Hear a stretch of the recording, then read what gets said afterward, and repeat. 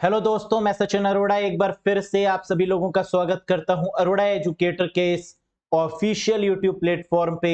So I hope you all are doing great. आप सब बहुत बढ़िया होंगे। आज से हम लोग स्टार्ट करने जा रहे हैं द मोस्ट डिमांडिंग सीरीज, वो सीरीज जिसका आपको बहुत लंबे समय से इंतजार रहता है, आरआरबी प्योर क्लर्क के बेस्ट 40 क्वेश्चंस की सीरीज। आप जानते हैं कि यहां पर एग्जाम में कंप्यूटर अवेयरनेस से 40 क्वेश्चंस एग्जाम में पूछे जाते हैं, जहां पर 40 क्वेश्चन में आप मैक्सिमम स्कोर कर सकते हैं। 40 में से कितने क्वेश्चन आप सही कर सकते हैं? तो आंसर है 40 में 40, या मैक्सिमम आपकी कोशिश रहनी चाहिए कि 35 क्वेश्चंस बिल्कुल सही आप कर पाए। और कंप्यूटर का लेवल यहां पर एग्जाम में काफी हाई रखा जाता है। जीए हो गया और कंप्यूटर हो गया, एग्जामिनर यही चाहता है कि आप यहां पर कम से कम अटेम्प्ट कर पाए। और यहां पर क्वेश्चन का जो लेवल होता है वो काफी कॉम्प्लेक्स बनाया जाता है, लेकिन अगर आप कॉन्सेप्ट वाइज पढ़ते हैं, आप डीप में पढ़ते हैं, तो यहां पर आप कंप्यूटर में बहुत आसानी से 35 प्लस क्वेश्चंस को बिल्कुल सही कर सकते हैं विदाउट एनी एरर। तो इस सीरीज की मदद से हम लोग यही समझेंगे कि किस लेवल के क्वेश्चन एग्जाम में पूछे जाते हैं और कैसे आप उनके आंसर्स को कर सकते हैं। Let's have a look guys. तो यहां पर हम लोग सबसे पहले बात कर लेते हैं कोर्स के बारे में। कई सारे कैंडिडेट्स ज्वाइन ऑलरेडी कर चुके हैं इस बहुत बढ़िया कोर्स में, जो कि IBPS RRB PO clerk as well as RBI level को टच करता है। क्योंकि जब आप बेसिक से एडवांस लेवल तक पढ़ते हैं तो आपको कॉन्फिडेंस आ जाता है यहां पर कि अब कोई भी क्वेश्चन एग्जाम में आएगा तो इसका आंसर हम लोग बढ़िया तरीके से कर पाएंगे। तो आप सभी को इस कोर्स से कनेक्ट जरूर कर लेना है, जहां पर हमने आपको कंप्लीट सिलेबस कवर कर दिया है अभी तक। ये सारी वीडियोस आपको यहां पर रिकॉर्डेड फॉर्म में अवेलेबल मिलेंगी, जहां पर total video 65 plus hours, topic wise concept, topic wise MCQs, mock test, live and recorded videos, PDF files, basic to high level का कंप्लीट कंप्यूटर आपको मिलेगा। वैलिडिटी कितनी होगी इसकी? 12 months from the date of purchase. 12 महीने की validity के साथ में आपको मिल जाएगा। कैसे आप इस कोर्स को एनरोल कर सकते हैं? कंप्यूटर अवेयरनेस के best course for IBPS RRB PO clerk. Answer है अरोड़ा एजुकेटर एप्लीकेशन के थ्रू, गूगल प्ले स्टोर या आईओएस स्टोर के थ्रू आप अरोड़ा एजुकेटर एप्लीकेशन को सर्च करिएगा, वहां पर आपको ये कोर्स मिल जाएगा। आप इससे ज्वाइन कर सकते हैं। लेवल ऑफ क्वेश्चन क्या रहता है, आइए हम लोग प्रैक्टिस करते हैं यहां पर उन लेवल ऑफ क्वेश्चंस की जो एग्जाम में अक्सर देखने को मिलता है। तो आउट ऑफ 40 आप कितना स्कोर कर पाते हैं, ये हम लोग जानेंगे आज के सेशन में। और सेशन कंप्लीट होने के बाद आप मुझे कमेंट सेक्शन में कमेंट करके बताइएगा कि 40 क्वेश्चन में से आपने कितना स्कोर किया है। सभी को बताना है यहां पर, ताकि मैं ये समझ पाऊं कि आपका लेवल क्या जा रहा है। ये रहा पहला क्वेश्चन आपके स्क्रीन के ऊपर। बताइए, name the recently launched Instagram text based conversation app. हाल ही में लॉन्च किए गए इंस्टाग्राम के टेक्स्ट आधारित वार्तालाप ऐप का नाम बताइए। तो आप जानते हैं अभी हाल ही में इंस्टाग्राम, जो कि मेटा कंपनी का प्रोडक्ट है, फेसबुक का प्रोडक्ट है, लेकिन फेसबुक का नाम क्या हो चुका है? मेटा। तो इंस्टाग्राम भी किसका प्रोडक्ट हो गया? मेटा का। तो यहां पर एक टेक्स्ट बेस्ड कन्वर्सेशन ऐप बनाई गई, जिसका नाम क्या है गाइस? बिल्कुल सही, that is thread. Very very popular question. ये क्वेश्चन ऐसे भी एग्जाम में पूछा जा सकता है कि थ्रेड एप्लीकेशन जो रिसेंटली लॉन्च हुई है वो किस प्लेटफॉर्म के लिए लॉन्च की गई है? तो आंसर क्या होगा? Instagram text based conversation app. Next question, dash is a media service offered directly to viewers via the internet. बताइए, डैश इंटरनेट के माध्यम से दर्शकों को सीधे दी जाने वाली एक मीडिया सेवा है, जो आजकल काफी पॉपुलर भी है। नाम बताइए। ब्रॉडबैंड, डाउनलोड, स्ट्रीमिंग, नेटवर्क या ओटीटी। हम लोग जानते हैं कि आजकल इंटरनेट के थ्रू जो मीडिया सर्विस काम कर रही है वो है OTT, जिसकी फुल फॉर्म है ओवर द टॉप। जैसे आजकल काफी सारी वेब सीरीज, काफी सारी मूवीज, काफी सारे सीरियल आपको OTT प्लेटफॉर्म में देखने को मिलते हैं, जैसे Amazon प्राइम, जैसे हॉटस्टार, रिलायंस के प्लेटफॉर्म। तो ये जो प्लेटफॉर्म है, this is what we called OTT, over the top. Very good. Next, which of the following is a program that copy themselves throughout a computer on a network? बताइए, निम्नलिखित में से कौन सा प्रोग्राम है जो स्वयं को पूरे कंप्यूटर या नेटवर्क पर कॉपी करता है? Very famous question. अब यहां पर क्वेश्चन में हमने देखा नेटवर्क और देखा कॉपी देमसेल्फ। तो ऐसा कौन सा प्रोग्राम है जो अपनी कई सारी कॉपीज क्रिएट करता है? वायरस। वायरस का ही फीचर होता है रेप्लिकेट करना या अपनी कॉपीज क्रिएट करना। तो यहां पर आंसर बनेगा virus, vital information resource under seize. Next, which of the following malware do not replicate और रिप्रोड्यूस थ्रू इन्फेक्शन? निम्नलिखित में से कौन सा मैलवेयर है जो संक्रमण के माध्यम से प्रतिकृति या पुनर्स्पादन या फिर आप कह सकते हैं रेप्लिकेट या रिप्रोड्यूस नहीं करता है? ऐसा कौन सा मैलवेयर है, यानी मैलिशियस सॉफ्टवेयर है, जो रेप्लिकेट नहीं करता, जो रिप्रोड्यूस नहीं करता? And the answer is Trojan horse. Trojan horse एक ऐसा मैलवेयर है जो रेप्लिकेट नहीं करता, जो रिप्रोड्यूस नहीं करता, अपनी कॉपीज क्रिएट नहीं करता। तो ट्रोजन हॉर्स करता क्या है? ये आपकी इंफॉर्मेशन को छुप कर देखता है, ये आपकी इंफॉर्मेशन को देखकर अटैक करता है आपके कंप्यूटर में। तो छुपकर पीछे से अटैक करने के प्रोसेस को ट्रोजन हॉर्स बोला जाता है। ट्रोजन हॉर्स की एक खास बात और भी होती है, वो क्या कि ये देखने में बड़ा अच्छा लगता है, देखने में लगेगा कि ये आपके भले के लिए काम कर रहा है, लेकिन एक्चुअल में ये नुकसान पहुंचाता है। तो trojan horse is a type of a malware which pretend to be useful but actually not. जो प्रिटेंड करता है कि मैं बहुत अच्छा हूं लेकिन होता नहीं है, that is called Trojan. Very good. Next, powerful key that lets you to exit a program when push. कह रहा है उस शक्तिशाली कुंजी जो आपको दबाए जाने पर प्रोग्राम से बाहर निकालने की परमिशन देती है, ये आपको प्रोग्राम से बाहर निकालती है, वो की कौन सी है? एरो की, स्पेस बार, एस्केप, रिटर्न या नन ऑफ दीज? हम जानते हैं कि प्रोग्राम से बाहर निकलने के लिए हमें एस्केप की प्रेस करनी होती है। तो आंसर क्या होगा? डैश इज अ पावरफुल की, escape key is a powerful key that lets you to exit a program when pushed. Next, the dash setting are automatic and standard. कह रहा है ऐसी कौन सी सेटिंग होती है कंप्यूटर में जो ऑटोमेटिक होती है, जो स्टैंडर्ड होती है, जिसको आप बदल तो सकते हैं लेकिन वो सेटिंग्स जो आपको कंप्यूटर में मिलती ही मिलती है जब आप पहली बार कंप्यूटर लेते हैं या पहली बार उस सॉफ्टवेयर को यूज करते हैं, तो that is called default setting. यानी आंसर होगा ऑप्शन नंबर 1। डिफॉल्ट सेटिंग का मतलब क्या होता है? यानी जब आप बदलते नहीं हैं, जैसे आपको कई बार पोर्ट्रेट फॉर्मेट में डॉक्यूमेंट मिलते हैं, आप बदल के उसको लैंडस्केप भी कर सकते हैं।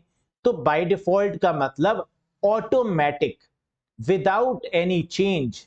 Standard setting is called default setting. Next, which of these keys is not the number keypad?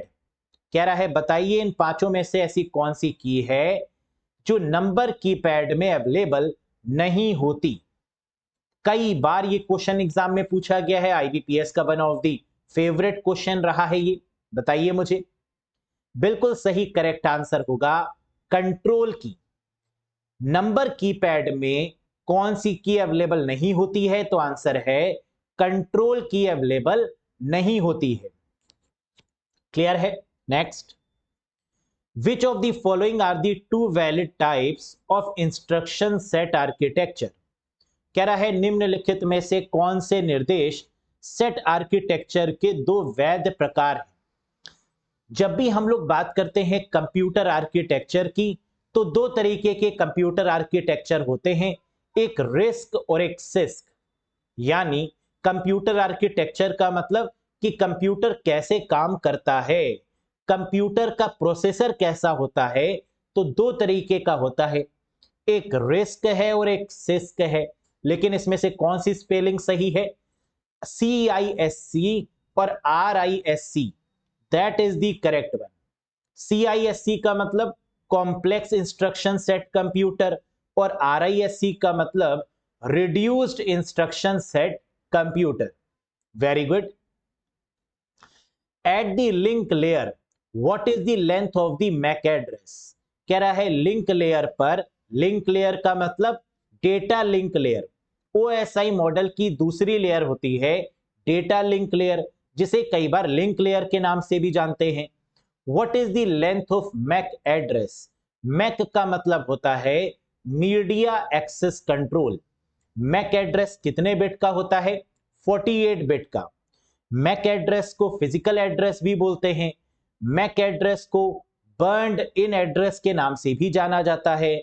Mac address एक ऐसा एड्रेस होता है जिसको आप बदल नहीं सकती, जिसको आप चेंज नहीं कर सकते। Fix address, that is called MAC address. और ये मैक एड्रेस कहां पर होता है? NIC कार्ड के ऊपर, यानी नेटवर्क इंटरफेस कार्ड के ऊपर। क्लियर है? Very good. बताइए next question guys. The output quality of a printer is measured in? Printer की आउटपुट क्वालिटी या प्रिंटर का रेजोल्यूशन किस में नापा जाता है? बताइएगा। Dot per square, dots per inch, dots printer per inch, RPM या all of these? Correct answer होगा डॉट्स पर इंच, यानी DPI is the valid one. तो कंप्यूटर में प्रिंटर की क्वालिटी को या फिर प्रिंटर के रेजोल्यूशन को मेजर किया जाता है डॉट्स पर इंच में। Next, what is the frequency range of IEEE 802.11a standard? ये भी IBPS का one of the famous question है। बताइए आंसर। IEEE 802.11a मानक की फ्रीक्वेंसी रेंज क्या है? अब IEEE 802.11 आप जानते होंगे वाईफाई के लिए यूज किया जाता है, वायरलेस फिडिलिटी के लिए इसका यूज किया जाता है। और इसकी रेंज कितनी होती है? 5 गीगाहर्ट्ज। कितनी फ्रीक्वेंसी रेंज है गाइस? 5 गीगाहर्ट्ज। यानी option number 3 is the correct one. Next, when a host on network A send a message to a host on network B, which address does the router look at? कह रहा है जब network A पर कोई host network B पर host को संदेश भेजता है तो राउटर किस पते को देखता है? अब यहां पर हमें मिल गया राउटर। राउटर जिस एड्रेस को देखता है उसे क्या बोलते हैं? आंसर है राउटर IP एड्रेस पे काम करता है। तो राउटर अगर IP एड्रेस पे काम करेगा तो आंसर क्या होगा? IP address. क्या यहां पर IP एड्रेस दिया है? Port address, logical address, physical address, MAC address, none of these. तो आंसर क्या हो जाएगा? None of these. नहीं, आपको यह पता होना चाहिए कि IP एड्रेस को लॉजिकल एड्रेस के नाम से भी जानते हैं। अगर आपको यह पता होगा कि IP address is also called as logical address, तो अब आपका आंसर क्या बनेगा? Option number 2, logical address. समझ में आया? ऐसा क्यों? क्योंकि राउटर काम करता है IP एड्रेस पे और IP एड्रेस को बोलते हैं लॉजिकल एड्रेस। तो हो गया ना ये answer. Very good. Dash is a technology that allows you to make voice call over a broadband internet connection। कह रहा है एक ऐसी तकनीक का नाम बताइए जो आपको ब्रॉडबैंड इंटरनेट कनेक्शन का उपयोग करके वॉइस कॉल करने की अनुमति देता है। हम लोग कई बार वॉइस कॉल करते हैं ना, व्हाट्सएप पे भी वॉइस कॉल करते हैं, फेसबुक पे भी वॉइस कॉल कर लेते हैं, वीडियो कॉल कर लेते हैं।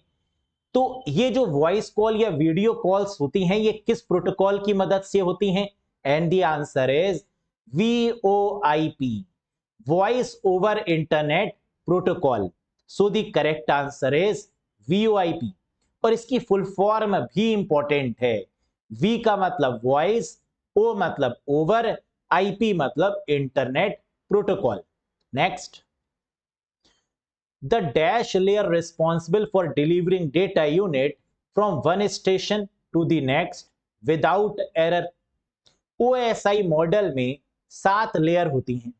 अब OSI मॉडल की 7 लेयर पर अगर हम बात करें तो हमसे पूछा जा रहा है कि ऐसी कौन सी लेयर है जो डेटा को भेजते समय रिस्पॉन्सिबल होती है for delivering data unit from one station to next without error, यानी कोई भी गलती नहीं होगी डेटा को भेजने में।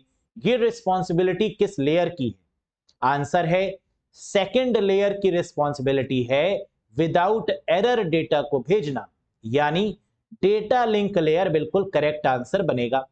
The correct answer is guys data link layer. याद रखिएगा, एरर फ्री डेटा को भेजना, बिना गलती के डेटा को भेजना, यह रिस्पॉन्सिबिलिटी किसकी होती है? डेटा लिंक लेयर की। Very good. नेक्स्ट क्वेश्चन कह रहा है which shortcut key is used to reload current page of Google Chrome. Google Chrome के वर्तमान पृष्ठ को पुनः लोड करने के लिए किस शॉर्टकट की का उपयोग करते हैं? तो हम लोग गूगल क्रोम को रिफ्रेश या रीलोड करने के लिए F5 का यूज करते हैं।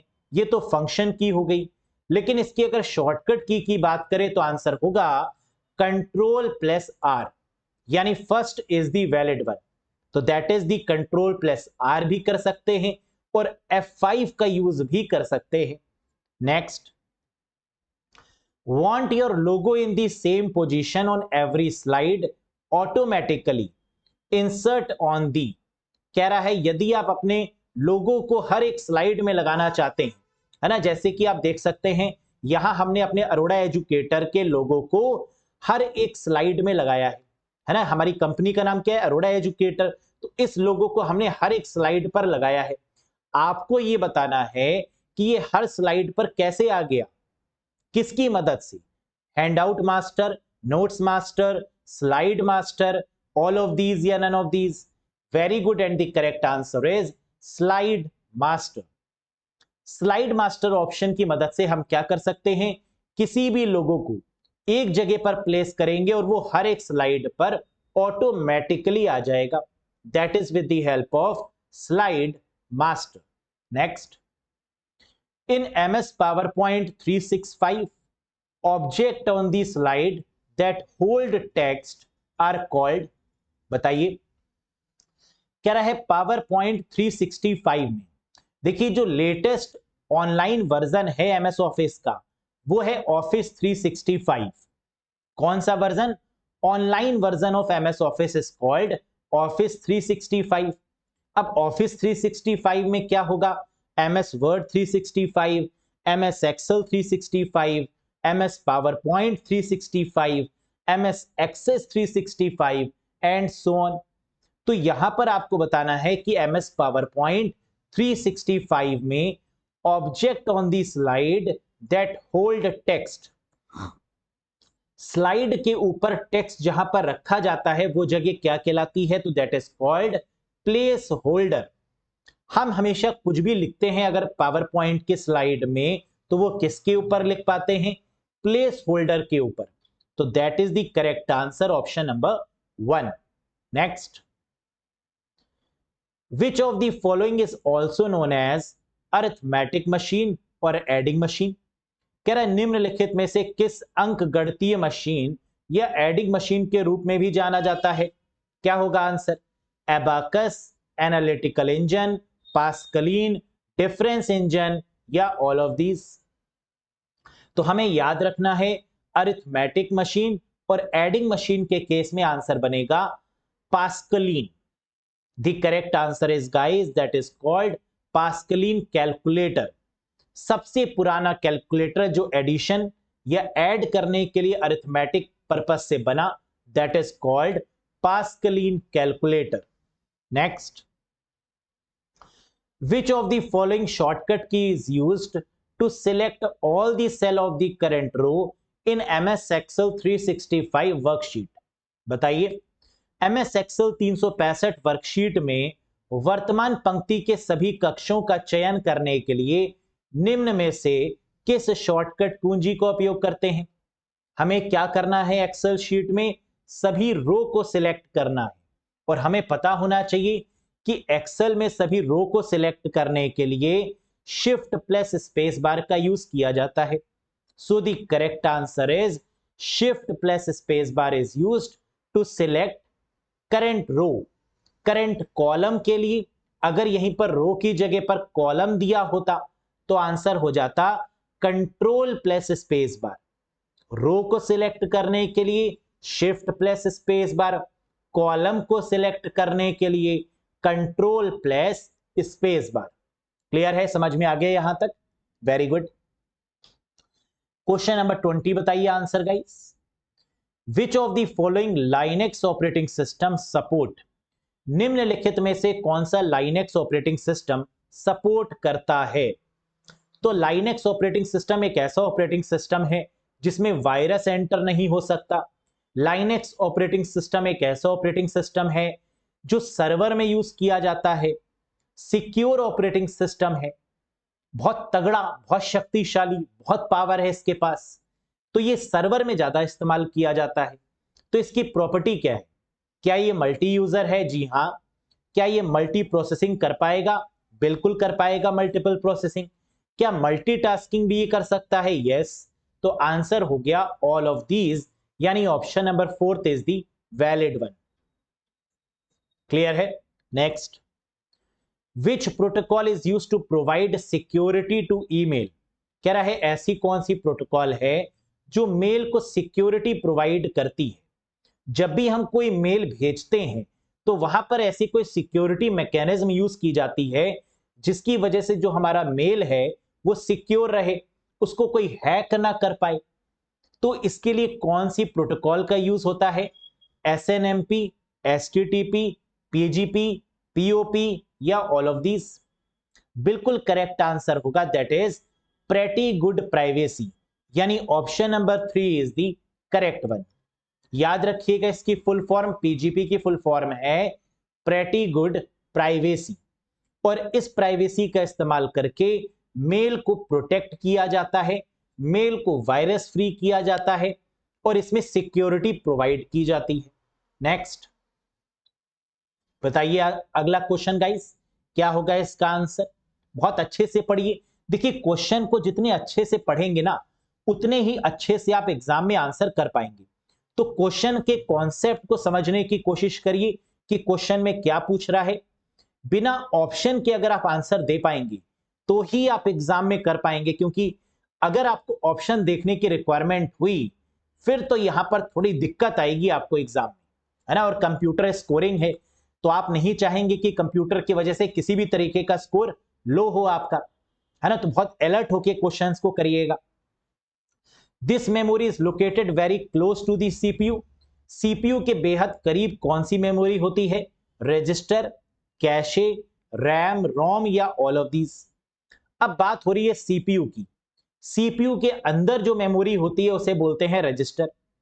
तो यहां पर अगर अंदर की बात हो रही होती कि the memory which is located inside the CPU, वो मेमोरी जो सीपीयू के अंदर है, तो आंसर हो जाता register.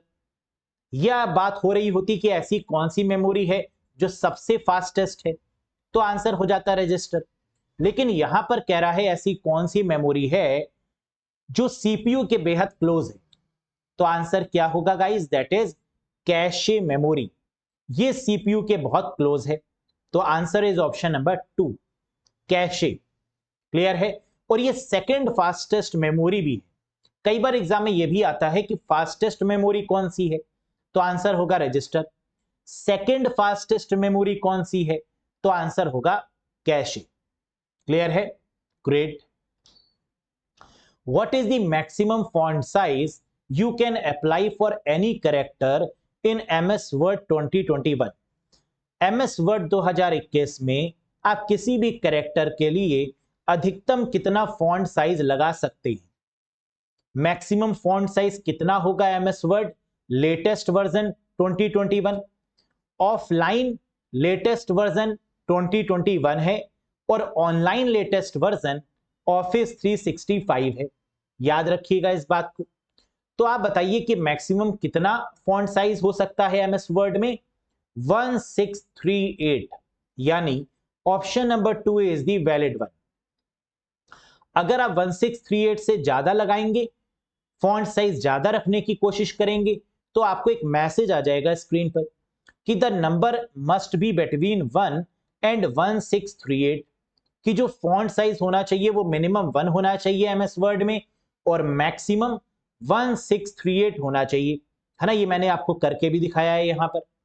Very good. Next, the circuit used to store 1 bit of data is called.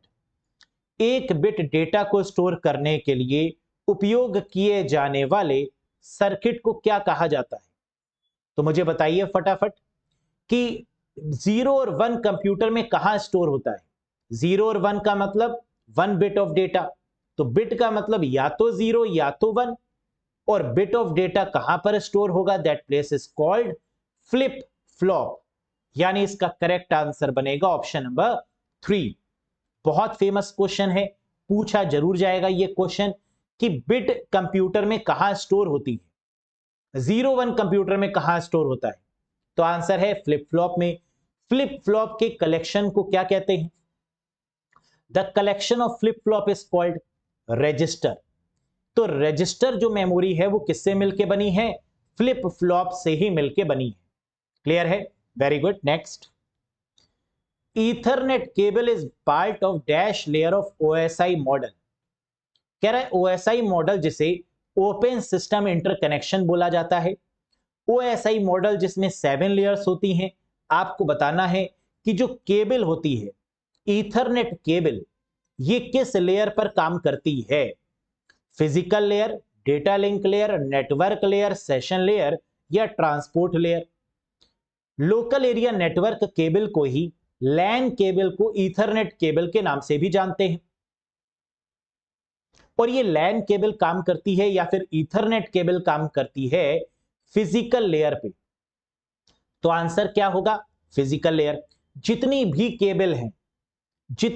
Cable हैं, चाहे वो आपकी लैन केबल हो गई, ईथरनेट केबल हो गई, कोएक्सियल केबल हो गई, फाइबर ऑप्टिक केबल हो गई, ट्विस्टेड पेयर केबल, ये सभी केबल्स आपकी कहां काम करेंगी? फिजिकल लेयर, जो कि पहली लेयर होती है OSI मॉडल में। Clear? Very good. Question number 26, MAC address is written in which format? MAC address को किस फॉर्मेट में लिखा जाता है? MAC address media access control address है। अभी हम लोग ने देखा कि मैक एड्रेस 48 बिट का होता है, NIC कार्ड के ऊपर लिखा होता है। और मैक एड्रेस किस फॉर्मेट में होता है? ये तो प्रीवियस ईयर में पूछा भी गया था। And the answer is hexadecimal format. IPv6 और मैक एड्रेस दोनों हेक्साडेसिमल फॉर्मेट में ही लिखे जाते हैं। तो करेक्ट आंसर क्या होगा गाइस? Hexadecimal format. एग्जाम में ये भी क्वेश्चन कई बार आया है कि IPv6 और मैक एड्रेस ये दोनों किस फॉर्मेट में लिखे जाते हैं? तो भी आंसर होगा हेक्साडेसिमल फॉर्मेट। या फिर हेक्साडेसिमल फॉर्मेट में कौन से एड्रेस लिखे जाते हैं, ऐसे भी पूछा जा सकता है। तो आंसर क्या होगा?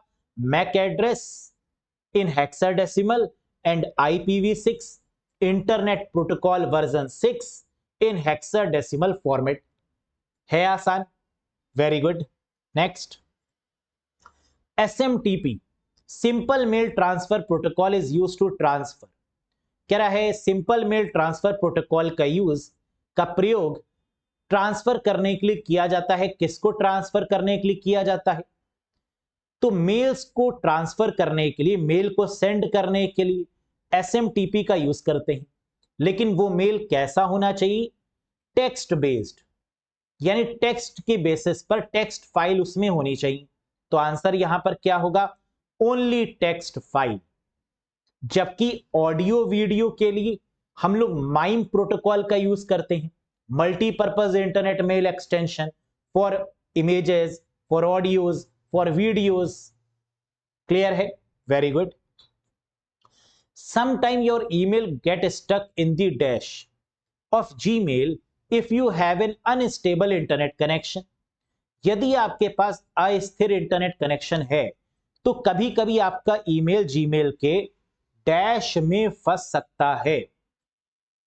अगर इंटरनेट कनेक्शन प्रॉपर नहीं है तो कई बार आप देखते हैं कि आपका मेल आपकी तरफ से तो सेंड हो गया लेकिन रिसीवर को रिसीव नहीं हुआ, सेंडर की तरफ से सेंड हो गया लेकिन जिसको मिलना चाहिए उसको मेल नहीं मिला, तो इसका मतलब मेल फंस गया। अब ये मेल कहां फंसा? That is called outbox.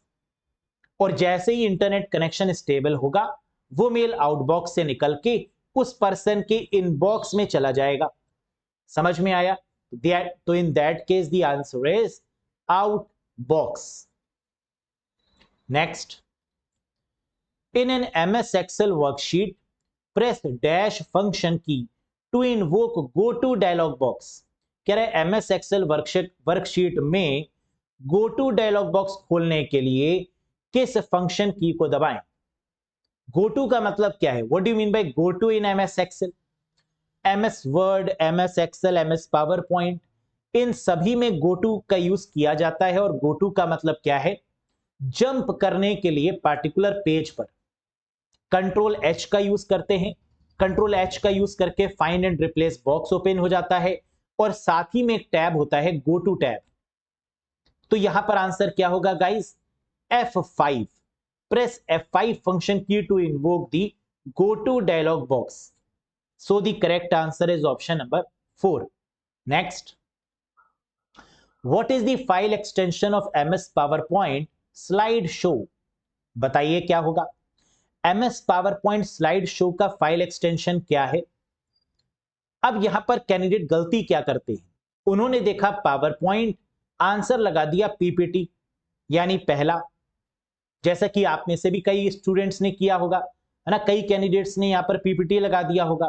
गलत है, क्योंकि यहां पर बात हो रही है स्लाइड शो की, MS PowerPoint फाइल की नहीं। अगर MS PowerPoint फाइल की बात हो रही होती तो आंसर हो जाता PPT, लेकिन स्लाइड शो का एक्सटेंशन क्या होगा? तो आंसर है PPS, यानी आंसर बन जाएगा आपका यहां पर ऑप्शन नंबर 2। PP का मतलब पावर पॉइंट और स्लाइड शो का मतलब S।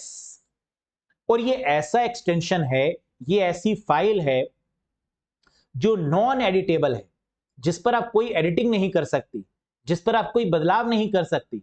जैसे ये वाली फाइल जिसको आप यहां पर देख रहे हैं, ये स्लाइड शो है। अगर हम इसमें बदलाव करना चाहें तो क्या कर सकते हैं? बिल्कुल नहीं, क्योंकि बदलाव करने के लिए हमें नॉर्मल मोड पर इसको लेकर आना होगा और वहां पर हम इसको बदलाव कर सकते हैं। Next, Times New Roman, Cambria, Arial are the example of what? कह रहा है टाइम्स न्यू रोमन हो गया, कैम्ब्रिया है, एरियल है, ये किसके एग्जाम्पल है? Font size, font style, font face, font effect, या all of these? Correct answer है this is called font faces. ये फॉन्ट के नाम है। Times New Roman, Cambria, Arial, ये सब फॉन्ट के नाम है। तो करेक्ट आंसर होगा फॉन्ट नेम या फॉन्ट फेस, ये दोनों करेक्ट है। So the correct answer is option number 3। Very good. Next, flash memory is a non volatile storage device in which data?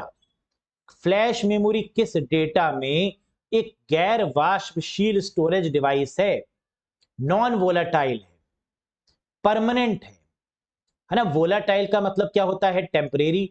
Non volatile का मतलब परमानेंट। तो flash memory में किस device को रखते हैं? पेन ड्राइव, मेमोरी कार्ड, है ना। ये सब क्या है? आपकी फ्लैश मेमोरी है। पेन ड्राइव भी आपकी फ्लैश मेमोरी है, मेमोरी कार्ड भी फ्लैश मेमोरी है। SSD, सॉलिड स्टेट ड्राइव, ये भी फ्लैश मेमोरी है। इन सभी केसेस में जो डेटा है वो इलेक्ट्रिकली इरेज होता है। कैसे इरेज होगा? इलेक्ट्रिक की मदद से। तो the correct answer is can be erased electrically, यानी ऑप्शन नंबर 3 बनेगा वैलिड आंसर। ठीक है, very good. Next, cache memory works on the principle of, कह रहा है कैश मेमोरी किस सिद्धांत पे काम करती है? Locality of value, locality of reference, locality of word, all of these या none of these. Cache memory एक ऐसी मेमोरी है जो टेम्परेरी मेमोरी है। टेम्परेरी मेमोरी है तो इसका मतलब कि यहां पर इसका साइज बहुत कम होगा। तो कैश मेमोरी में उसी डेटा को लाया जाता है जो कि बहुत इंपॉर्टेंट है, जिसका यूज बार बार किया जा रहा है, और इसी प्रिंसिपल को बोलते हैं लोकेलिटी ऑफ रेफरेंस। तो cache memory works on the principle of, cache memory किस सिद्धांत पे काम करती है? The answer is locality of reference, यानी जिसकी रिक्वायरमेंट है कैश मेमोरी में उसी फाइल को लेकर आए, और जिसकी रिक्वायरमेंट नहीं है उस फाइल को कैश मेमोरी से उठाकर रैम में रख दें। कहां रख दें उठाकर? रैम में, क्योंकि रैम का साइज कैश मेमोरी के साइज से बड़ा होता है। तो इसलिए वो फाइल जो कि बहुत इंपॉर्टेंट है, जिसका यूज बार बार हो रहा है, उसको कैश मेमोरी में लेकर आए, and this is called locality of reference. Clear है? Very good. Which one of the following network device store the MAC address? निम्नलिखित में से कौन सी नेटवर्क डिवाइस मैक एड्रेस को स्टोर करती है? बताइए। मैक एड्रेस काम करता है डेटा लिंक लेयर पर। डेटा लिंक लेयर पर दो डिवाइसेस काम करती हैं, स्विच और ब्रिज। क्या यहां पर स्विच दिया है? नहीं। क्या यहां पर ब्रिज दिया है? नहीं। स्विच दिया है, ब्रिज नहीं दिया है ना। यहां पर हमारे पास ऑप्शन क्या अवेलेबल है? स्विच। जबकि डेटा लिंक लेयर पर काम करती हैं स्विच और ब्रिज। तो स्विच तो मिल गया, ब्रिज नहीं मिला, तो आंसर क्या हो जाएगा? स्विच। अगर ब्रिज दिया होता तो ब्रिज हो जाता, अगर स्विच ब्रिज दोनों दिया होता तो बोथ ऑफ दीज हो जाता। समझ में आ गया? तो आपको यह पता होना चाहिए कि किस लेयर पर कौन सी डिवाइस काम करती है। फिजिकल लेयर पर कौन सी डिवाइस है? हब और रिपीटर। डेटा लिंक लेयर पर कौन सी डिवाइस है? स्विच या ब्रिज। नेटवर्क लेयर पर कौन सी डिवाइस है? राउटर। फिर इसके बाद आपका आ जाता है, इसके ऊपर अगर आप बढ़ेंगे तो फिर आपका transport layer, session layer, presentation layer, application layer. तो ट्रांसपोर्ट लेयर पे आपकी कौन सी डिवाइस काम करती है? ट्रांसपोर्ट लेयर पर पोर्ट वाली डिवाइसेस काम करती है ना, जिसमें पोर्ट एड्रेस स्टोर होता है, तो पोर्ट डिवाइसेस हो गई। तो इस तरीके से किस लेयर पे कौन सी डिवाइस काम करती है ना, इसका आइडिया आपको होना चाहिए। Next, which shortcut key is used in Google Chrome browser to access download history? Download इतिहास तक पहुंचने के लिए, डाउनलोड हिस्ट्री को ओपन करने के लिए किस शॉर्टकट की का उपयोग किया जाता है? वेरी इंपॉर्टेंट वन, बताइए। गूगल क्रोम में आपने देखा होगा एक हिस्ट्री का ऑप्शन होता है ना। जैसे ही आप कोई फाइल डाउनलोड करते हैं, वो फाइल आपकी हिस्ट्री में चली जाती है, डाउनलोड ऑप्शन में चली जाती है ना, जिसको आप कई बार हिस्ट्री भी बोल देते हैं, डाउनलोड हिस्ट्री भी बोल देते हैं। तो इसकी जो शॉर्टकट की होगी वो क्या होगी गाइस? कंट्रोल जे। कंट्रोल जे करने पर गूगल क्रोम ओपन करिए, कंट्रोल जे प्रेस करिए, तो ये जो डाउनलोड वाला पार्ट है वो ओपन हो जाएगा, है ना। आप देख सकते हैं यहां पर डाउनलोड के आगे लिखा भी हुआ है control plus J. Next, which is the slowest internet connection service? सबसे धीमी इंटरनेट कनेक्शन सेवा कौन सी है?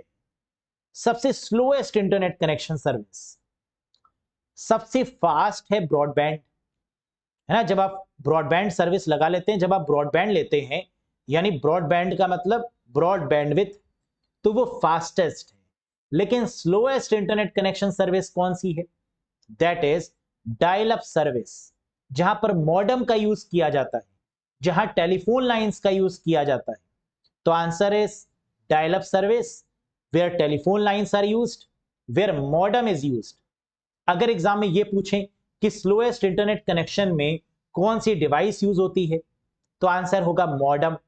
टेलीफोन कनेक्शन में कौन सी डिवाइस यूज होती है? मॉडेम। मॉडेम किस तरीके की सर्विस में यूज होता है? डायल अप सर्विस में। तो ये सब इंटरकनेक्टेड हैं एक दूसरे से। Next, how many rows and columns in a table in PowerPoint 365? MS PowerPoint 365 में एक टेबल में कितनी रोज और कितने कॉलम होते हैं? जब हम बात करते हैं MS पावरपॉइंट 365 की, latest version of MS Office, तो यहां पर पावर पॉइंट में मैक्सिमम रोज एंड कॉलम्स कितने हैं guys? 75 rows 75 columns in MS PowerPoint 365। तो option number 2 will be the right one. समझ में आया? Very good. 75 rows 75 column. Next, question number 38, the system BIOS and ROM chips are called. System BIOS और ROM chips क्या कहलाती हैं? BIOS क्या है? वो जगह जहां पर, वो घर कह सकते हैं। बायोस जो आपको मदद करता है कंप्यूटर बूटिंग में। जब आप कंप्यूटर को ऑन कर रहे होते हैं तो बायोस एक्टिवेट होता है। Basic input output system, basic input output software service. और रोम का मतलब है रीड ओनली मेमोरी। रोम बेसिकली, रोम की जो फाइल्स होती हैं वो कहां पर स्टोर की जाती हैं? बायोस में। तो आपको यह बताना है कि the system BIOS and ROM chips are called firmware. इन्हें क्या बोलते हैं? फर्मवेयर के नाम से जानते हैं। फर्मवेयर क्या है? What is firmware guys? Hardware भी है और सॉफ्टवेयर भी है। हार्डवेयर और सॉफ्टवेयर के कॉम्बिनेशन को बोलते हैं फर्मवेयर। जैसे रिमोट कंट्रोल क्या है? एक फर्मवेयर है। रिमोट में हार्डवेयर भी है और सॉफ्टवेयर भी है। ट्रैफिक लाइट सिग्नल क्या है? फर्मवेयर है, क्योंकि यहां पर हार्डवेयर भी है और सॉफ्टवेयर भी है। तो हार्डवेयर और सॉफ्टवेयर का combination that is called firmware, या आप कह सकते हैं रोम में लिखे गए इंस्ट्रक्शंस को भी फर्मवेयर बोला जाता है। The instructions which are written in ROM are called as firmware. समझ में आया? बहुत बढ़िया। Next, dash type of connector is used to connect the modem with the telephone line. Modem को टेलीफोन लाइन से जोड़ने के लिए डैश प्रकार के कनेक्टर का उपयोग किया जाता है। टेलीफोन लाइन में आपने देखा होगा, जब आप टेलीफोन लाइन, एक केबल को टेलीफोन लाइन से जोड़ते हैं तो वहां पर एक कनेक्टर यूज होता है। वो कनेक्टर कौन सा है? RJ45, RJ11, COM1, all of these या none of these? Correct answer होगा that particular connector is called RJ11 connector. इसे बोलते हैं RJ11 कनेक्टर, यानी रजिस्टर्ड जैक 11। R का मतलब रजिस्टर्ड, J का मतलब जैक, 11 मतलब फॉर द टेलीफोन लाइंस। तो ऐसे भी क्वेश्चन पूछा जाता है ये कि RJ11 कनेक्टर का इस्तेमाल किसमें होता है? तो आंसर है टेलीफोन लाइंस में, है ना। तो इसको दोनों तरफ से आंसर क्वेश्चन को याद रखिएगा, क्योंकि एग्जाम में पलट देते हैं। क्लियर? Very good. आखिरी क्वेश्चन बताइए, आ चुका है। Which topology is used by FDDI? FDDI द्वारा किस टोपोलॉजी का उपयोग किया जाता है? FDDI का मतलब है फाइबर डिस्ट्रीब्यूटेड इंटरफेस या फाइबर टेक्नोलॉजी पर बेस्ड FDDI टेक्नोलॉजी। यहां पर जो टोपोलॉजी यूज होती है फाइबर डिस्ट्रीब्यूटेड के केस में, यह है रिंग टोपोलॉजी। क्या होगा गाइस इसका आंसर? Ring topology. अब FDDI की फुल फॉर्म भी काफी इंपॉर्टेंट है, यानी fibre distributed data interface. Fibre, जो फाइबर केबल्स होती हैं, फाइबर डिस्ट्रीब्यूटेड डेटा इंटरफेस, और ये जिस केबल पर डिपेंड है वो है रिंग टोपोलॉजी। रिंग टोपोलॉजी किस के बेसिस पर काम करती है? टोकन के बेसिस पर। यहां पर जो छोटे छोटे मैसेजेस होते हैं रिंग टोपोलॉजी में, उन्हें टोकन बोला जाता है। और ये क्वेश्चन भी एग्जाम में आता है कि रिंग टोपोलॉजी में जो छोटे छोटे मैसेजेस होते हैं दैट इज कॉल्ड टोकन। ठीक है, समझ में आ गया गाइस? और ये भी याद रखिएगा कि FDDI का यूज किसमें होता है? रिंग टोपोलॉजी में। रिंग टोपोलॉजी में किसका यूज होता है? FDD आएगा। दोनों तरफ से आपको याद रखना होगा, और इसकी फुल फॉर्म भी fibre distributed data interface. Is that clear to everyone? तो आउट ऑफ 40 आपने कितना स्कोर किया, मुझे कमेंट करके जरूर बताइएगा कि सर 40 में से इतना स्कोर आज हम कर पाए। Question of the day, very important question guys. इसका आंसर आप मुझे कमेंट सेक्शन में बताएंगे, जिसको हम लोग डिस्कस करेंगे नेक्स्ट सेशन में। क्या है ये question? Dash topology is highly expensive. ऐसी कौन सी टोपोलॉजी है जो बहुत महंगी है? स्टार, ट्री, मैश, बस या ऑल ऑफ दीज? इनमें से कौन सी ऐसी टोपोलॉजी है जो महंगी है, एक्सपेंसिव है? नाम बताइए। और ये रिलायबल भी है, ये सबसे विश्वसनीय टोपोलॉजी भी है। टोपोलॉजी का मतलब क्या होता है ये भी समझा देते हैं। टोपोलॉजी का मतलब physical arrangement of a computer over a network. Network में कंप्यूटर्स को कैसे फिजिकली कनेक्ट किया जाए, कैसे कंप्यूटर्स को नेटवर्क में अरेंज करें, that is called topology. Physical connection of a computers over a network is called topology. What is protocol? The rules and regulations over a network. Network पर जो rules and regulations होती हैं उन्हें बोलते हैं, that is called protocol. समझ में आया गाइस? तो इसका आंसर क्या है मुझे कमेंट बॉक्स में बताइएगा। सेशन आपको कैसा लगा एक बार लाइक करके बताइएगा। चैनल पर नए हो तो सब्सक्राइब जरूर करिएगा कंप्यूटर की वीडियोस को देखने के लिए।